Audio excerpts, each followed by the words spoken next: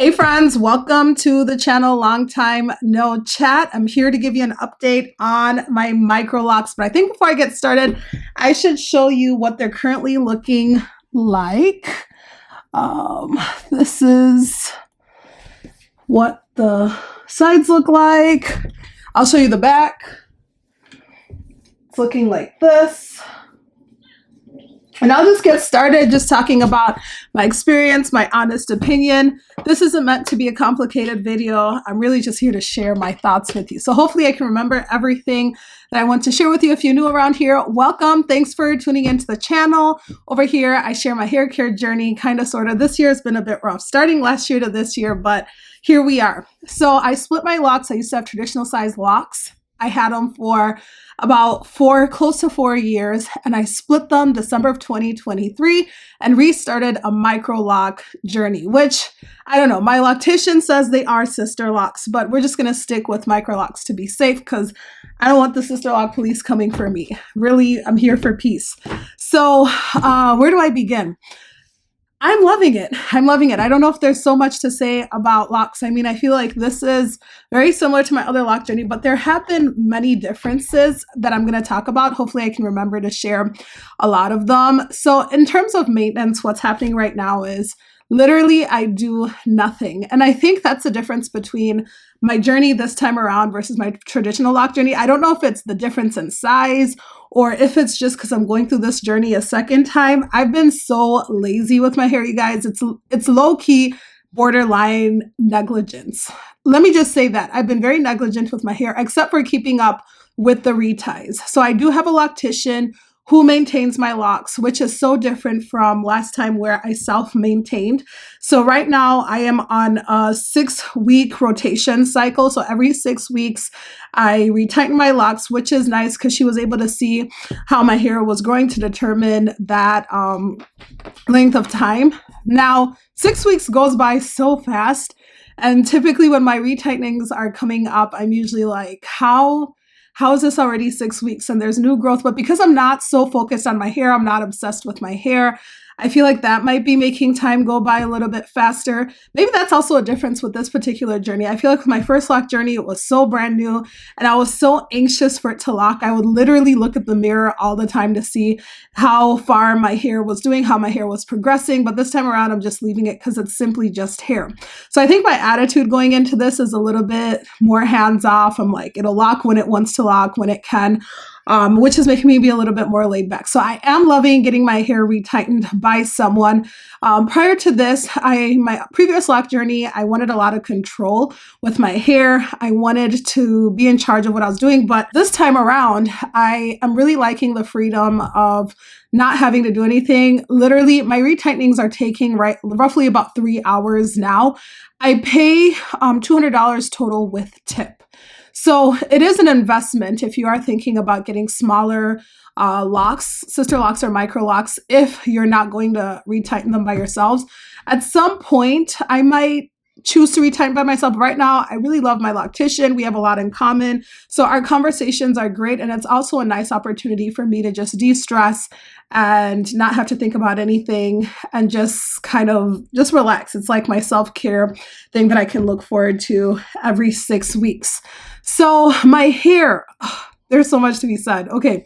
So apart from the maintenance outside of that, usually every day I'm spraying my hair with rose water from Faida Naturals, shameless plug. And then I oil my edges and my scalp every once in a while. The weather hasn't been too bad, so I'm finding that my scalp isn't as dry as it usually would be around this time of year, but we've also had a pretty mild winter, which has been helpful. Now, some bad habits that I am developing now that I have microlocks is because my hair mimics natural hair, I feel like I have more of a temptation to braid my hair this time around. So before, I just left it, I kept it natural. Now I've been playing around with the idea of what if I did box braids, or what if I did twists, or what if I did something. If you saw a while back, I had put some passion twists in my hair and I took them off within less than a week. So I don't know if it's just because my hair just feels like loose natural hair that I feel the urge to do something with it, or if I'm just more open now. Something tells me though that once I braid my hair, I'm going to take it off, because once you have locks and once you're used to wearing your natural hair for some time, when you have extensions in, it just doesn't feel the same. It feels heavy. It feels like, well, at least in my opinion, let me not speak for all. But that's been the one thing that I'm noticing. Now, you can damage your locks if you are braiding them prematurely or braiding them at all, because it can mess with the locking process. So sometimes people will advise people not to do it, but some people do it. When I did the passion twists, which were for less than a week, I really can't comment on whether it was helpful or harmful, but I'm sure those who've had locks for a long period of time will be able to offer more insight or offer a different perspective that will be helpful. But I also want to talk about something with this particular journey. I feel like I've loosened up about what you can and can't do with your hair. A lot of people are going back to relaxed hair. A lot of people are cutting off their locks. A lot of people are combing out their locks. People are doing all kinds of things with their hair. And honestly, I've gotten to a point where I'm like, does it really matter? I mean, as long as you are taking care of the health of your hair, of course, the relaxers, I have very strong opinions about that. I have strong opinions about certain things when it comes to like chemically treating the hair. Color could fall under that. But I'm finding that people have so many opinions about hair, hairstyles, even in the wig world. People have opinions about if the lace has blended, the quality of the hair. It feels like a never-ending cycle, which is so interesting to me, because as I sit back and as I think about myself, even as I grow, as I progress, I'm giving myself room to explore and just experience my hair in whatever forms. And I feel like the openness came with time. And this openness is what led me to even be open to splitting my locks. Because I felt like initially when I had my previous lock journey, I was so invested. Because I had been so involved in that journey, I felt like I was losing a part of me by letting those locks go. But after a while, I was like, it's just hair. It grows back. Like, let's not make it a bigger deal than it actually is. But it is pretty much a big deal, because identity comes from how we express ourselves and how we look. And especially for Black women, a lot of times we've been told what is acceptable, what's not acceptable, what's professional, what's unprofessional. So I feel like even us with making statements with our hair and talking about our hair is a way for us to get our power back, and for us to take that narrative into our hands, and for us to decide what we're going to accept as far as beauty goes within our community. So that's been going through my mind a lot lately. And I'm like, you know what, to each his own.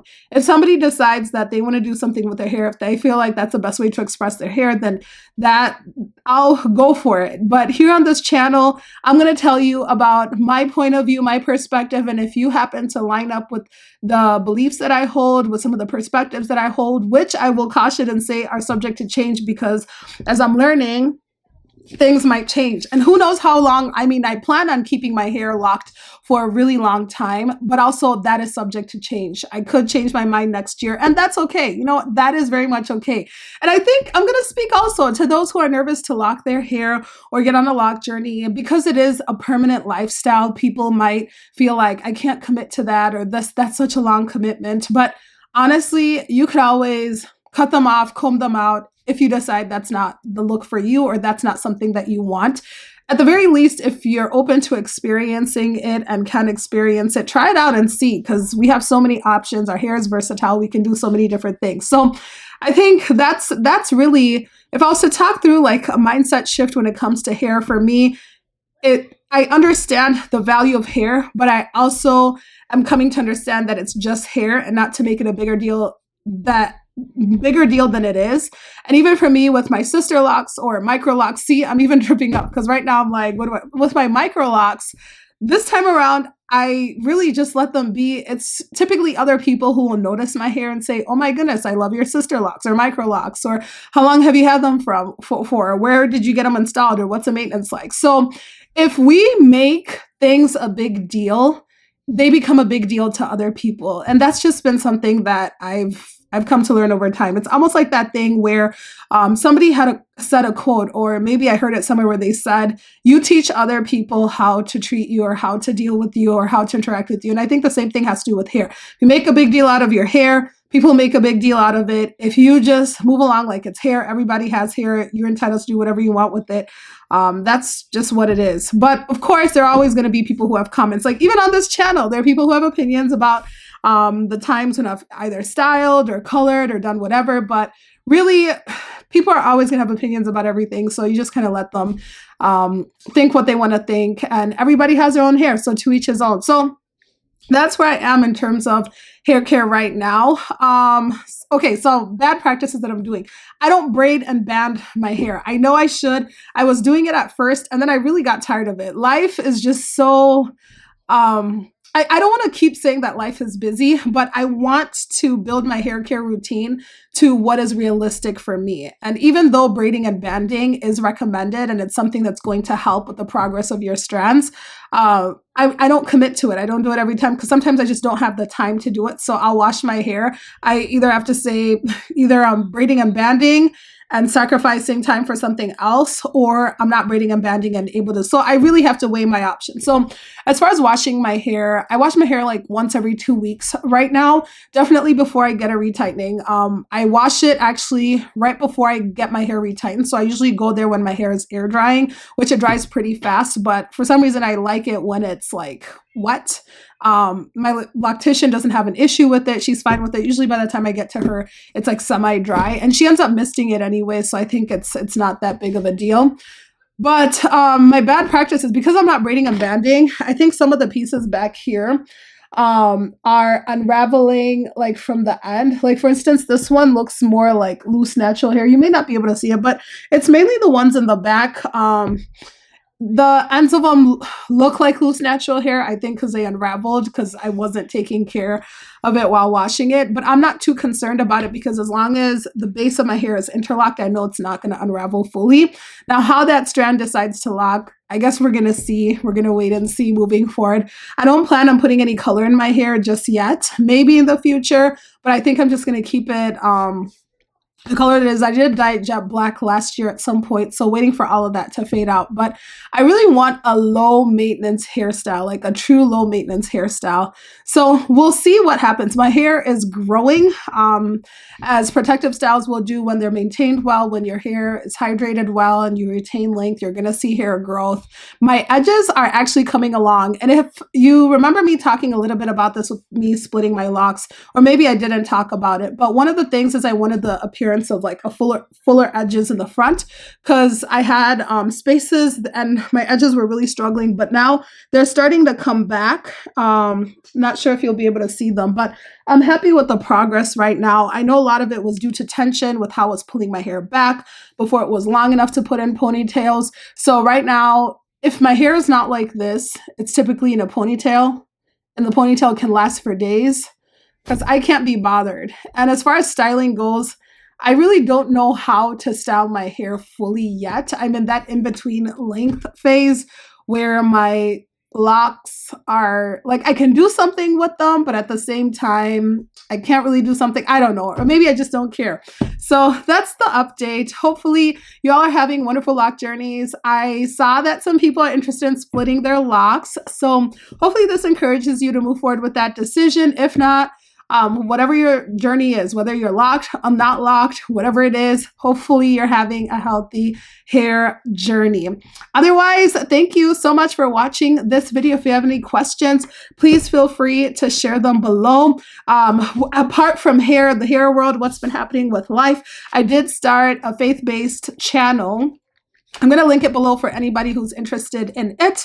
And that's where I am. That's the season I'm in right now. I didn't want to mix like the hair and faith in this channel just because I know that there's some people who are here for strictly hair content. I'm not as consistent on there yet, just waiting to be led. When I feel led to post, I do post. When not, I just leave it. But that's what's going on in my world. I would love to hear what's going on in your world as well. How's your hair journey doing? If you're new around here, I encourage you to subscribe. Not sure what the next video will be about. I've been thinking about a lot of different things. And as you all know, I am a talker. So definitely want to share a lot of thoughts, different things as time allows. We'll see what life offers. We'll see what 2024 offers. But blessings to you all. Thanks for taking along the journey.